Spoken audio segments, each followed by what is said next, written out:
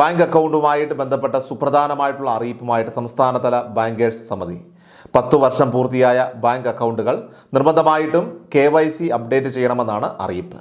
ഇക്കാര്യം ചെയ്യാൻ വിട്ടുപോയാൽ bank account block ആകുന്നത് ഉൾപ്പെടെയുള്ള നടപടികളാണ് അക്കൗണ്ട് ഉടമകളെ കാത്തിരിക്കുന്നത്.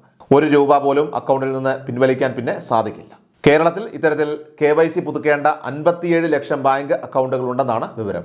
സംസ്ഥാനത്ത് മൊത്തം ബാങ്ക് അക്കൗണ്ടുകളുടെ 20% വരും ഈ KYC പുതുക്കാനുള്ളവരുടെ കണക്ക്.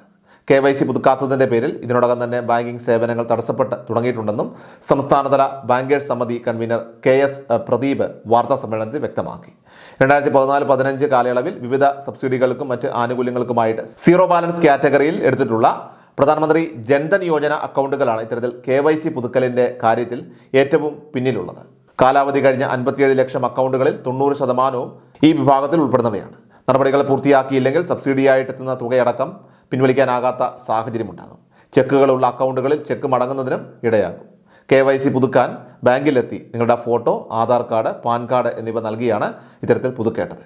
KYCയുടെ കാര്യത്തിൽ അക്കൗണ്ട് ഉടമകളെ ബോധവൽക്കരിക്കാനായിട്ട് എല്ലാ പഞ്ചായത്തുകളിലും ക്യാമ്പയിനുകളും ഇതിനോടകം തന്നെ ഇപ്പോൾ ആരംഭിച്ചു കഴിഞ്ഞിട്ടുണ്ട്.